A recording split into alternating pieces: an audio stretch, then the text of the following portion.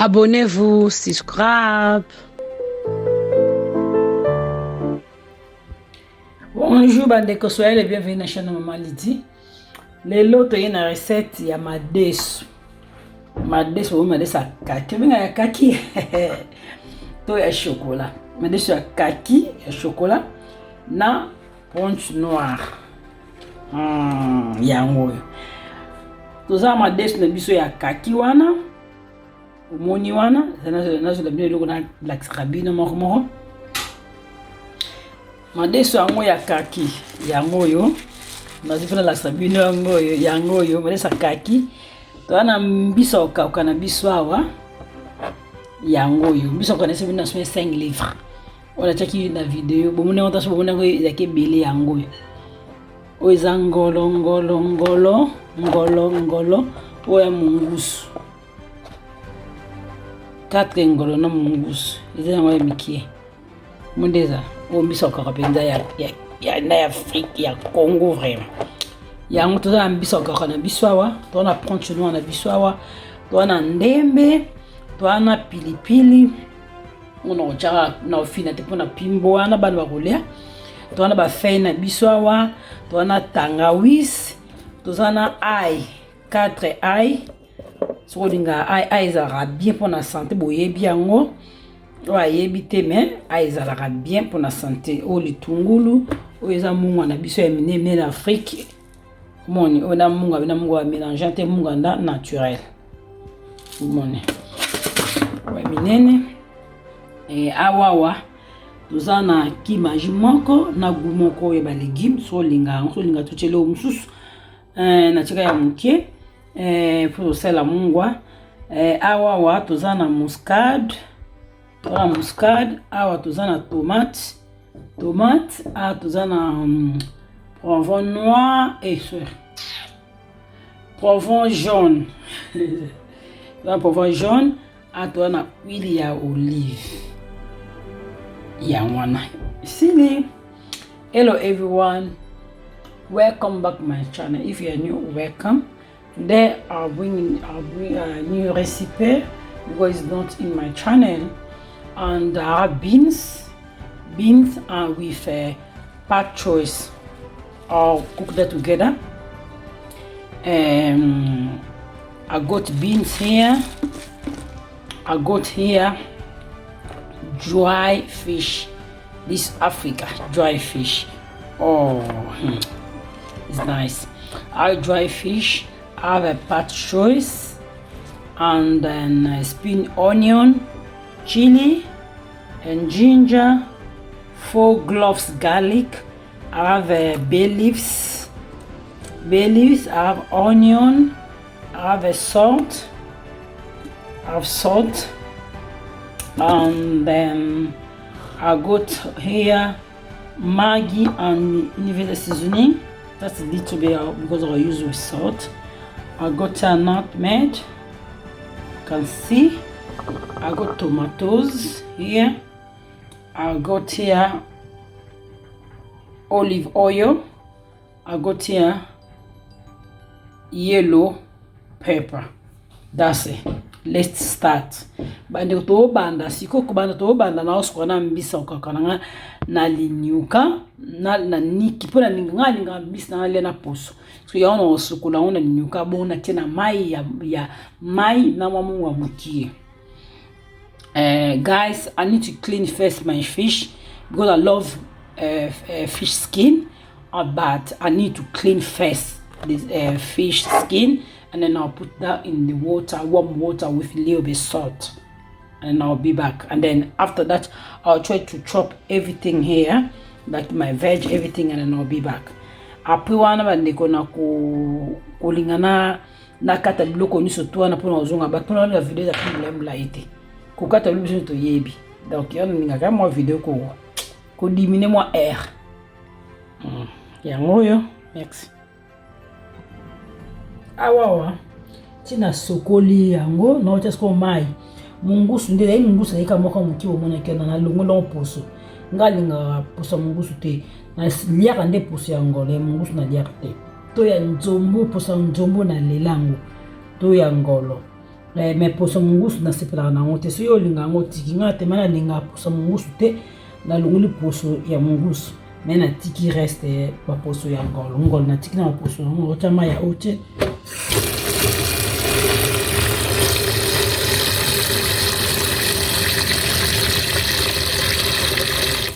Guys, you can see here I already cleaned my fish, and then I put warm water. I'll put salt. You know, I know that fish, I don't like that skin. That's why I take the skin away. But catfish, I leave the skin. Cause I like catfish skin. And then I'll put salt. I add salt. Iza maya ochede maya otu skola basani wa moto mukie après na ozonga back ndeko yango madef na tima des na yango yo après na tima des na boye nazotia ndembe na fei. Guys, I already cleaned my beans and then I put here in the cooker, and then I need to put spring onion and then bay leaves and then salt. Na tendembe bafei nangana ngwa.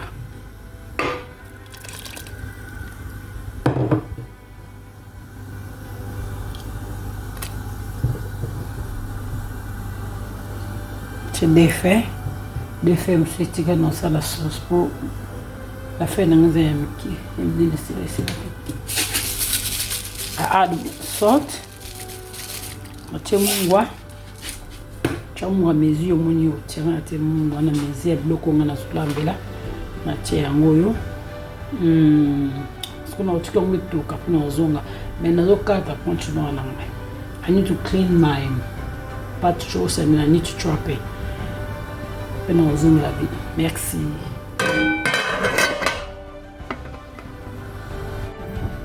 Awa ndena kati poncho na nanga. Kati mboye yango na kati kuna nalingi vide zamba ete na relaxite mais na kati ka mizi nga mingi sino sa ponti na mbede na katongo miki kwa this you can see here my part shows are ready chop kasi mituna maya moto mwetu ndeko. No, just going to you know, hot water. I need to add my patches. Na cheni na chonka na passant. Après on peut bibi sango.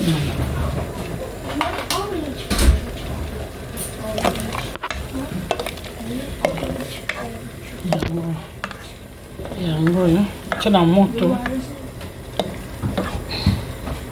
Après on passe na passoire. On a monte. Après nous passons à passoire.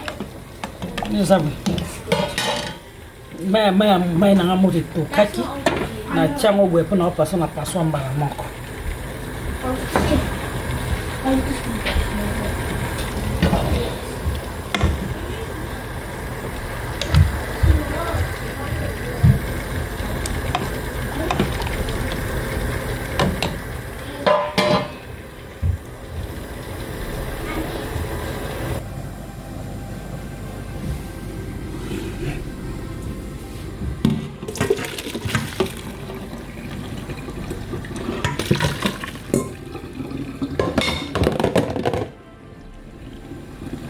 Assim não é coisa tudo.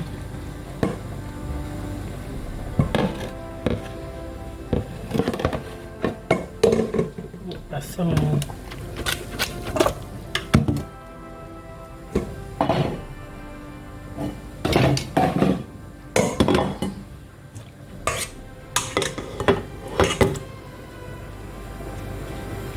na passão na tika na chonga na mai ya moto ndenge toki après na passão na passou bon yango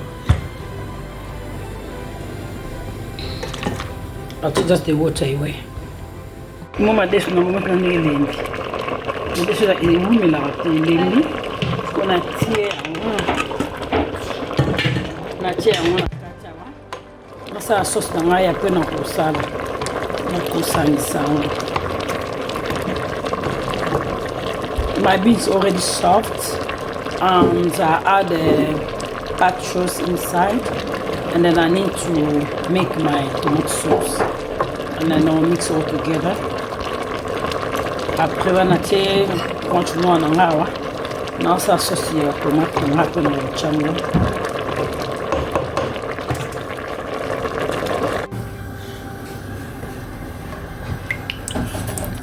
Oil.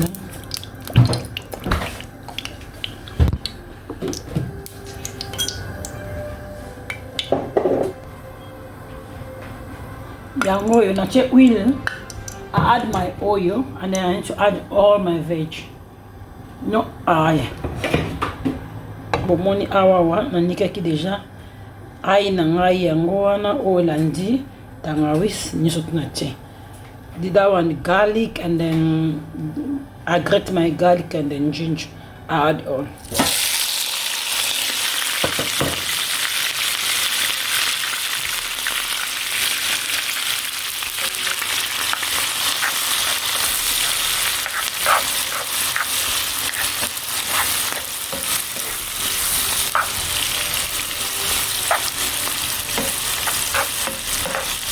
Na cheni surtout na la fête au moni Mtungulu, poivron jaune, des feuilles na mandembe, ail na tangawizi. Mpina chena mpe na ngawasa kupisi koto. Add you can see yellow pepper, onion, garlic, bay leaves, and ginger. Now, after 1 minute. After 1 minute, I add tomato. Okay,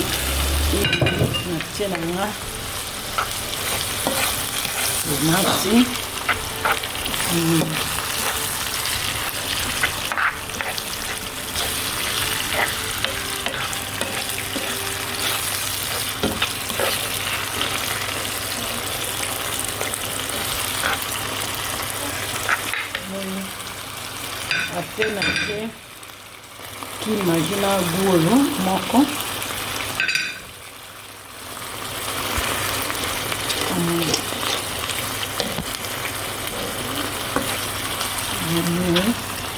nga nasali na mungu alisema kimajina moko na mukie bagua baliki mumoni na pona sali pe mungu aleli mungu sali na mungu. Add Maggi and then vegetable seasoning, 1 Maggi and then little bit of vegetable seasoning. That's it.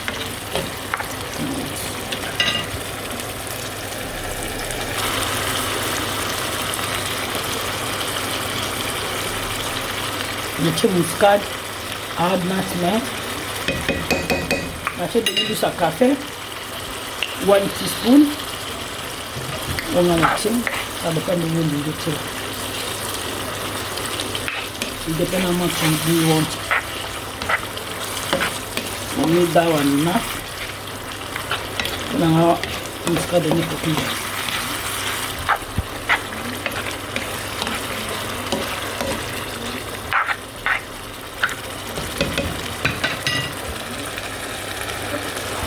Oh, misa kakana na pilipili tikali. Mwenga ninga biso kakana na sokolo bibe ninga ba poso ya ngolo. Nala ninga poso ya ngolo. Poso ya ngolo na poso ya njombo na lelango. Na ninga hapo. Na mtu za hadifu na ufida. Na ozon après, tika société. I'll be back. I'll leave my sauce to cook and then I'll be back.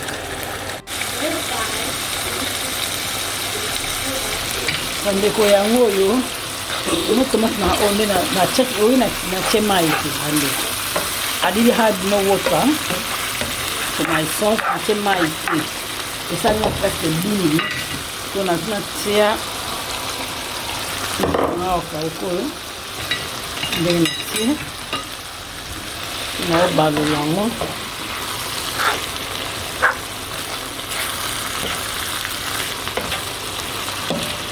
Na otika mbiso kwa mkie ata c'est à 5 minutes hein. Na balolo na sauce ya tomate au pour faire un salade. Na pe na osansi na beso. Ongai déjà esse nango hein. Guys, and then I put my dry fish. I'll leave that to cook together maybe less than 5 minutes mixed together, and then I'll mix that with my beans with pak chops together. But I'll leave that to cook less than 5 minutes first. I'll take on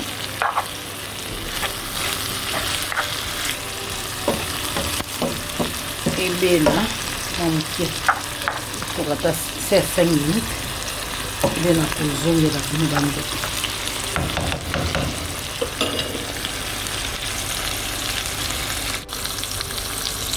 bonne ko yango yo esa no ndena tale ba 4 minutes monde sa ndena te ndisa kakanai just 4 minutes on a 5 sango my dish now I need to mix that together.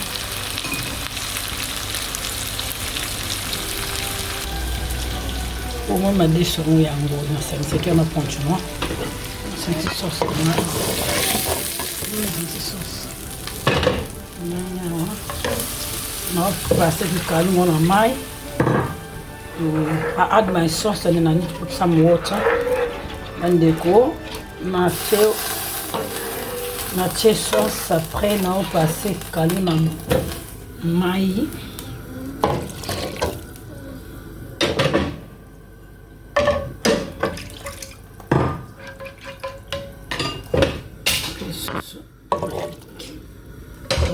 tika yango nene etoka après tozonga après etoka kozonga yango vraiment ndengeza etoka lipili ya ngwana na ofina ngote yona tiki nzete wana po bana bakolea esaka pimbo kitoko me efina mate msoinga na dina finance na ofina na sana nimba na ofina na nzungu te yango pe na okanga tozunga ba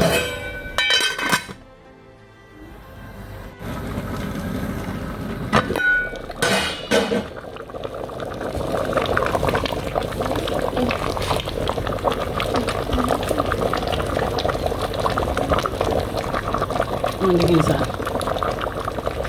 bon pimbo ebima bon mitare c'est tout aussi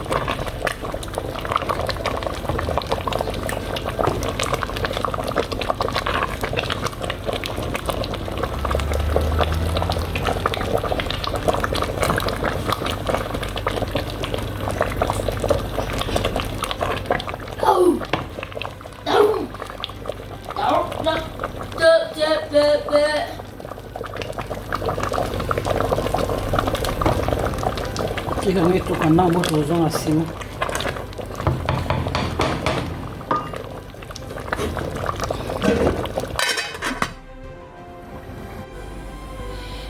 Bandeko yango yo ebeli, madesu na ponte noa ebeli, kwezali ebeli vraiment kitoko bomoniana.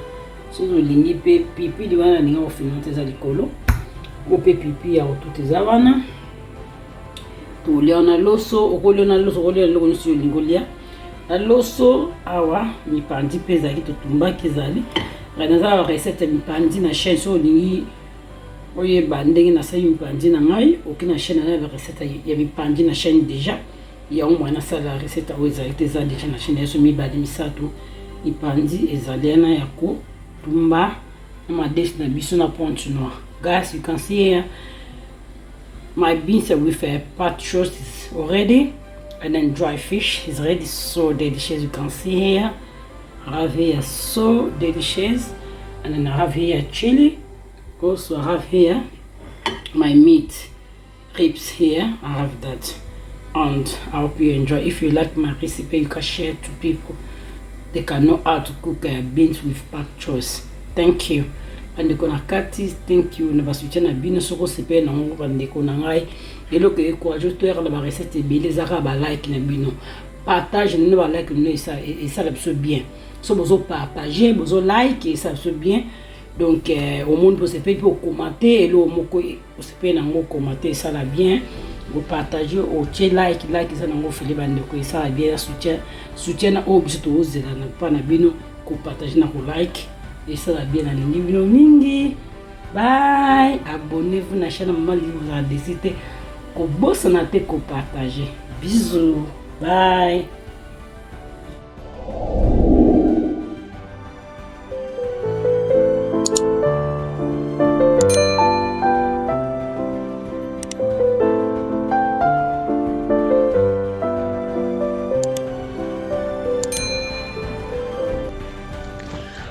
Abonnez-vous, subscribe.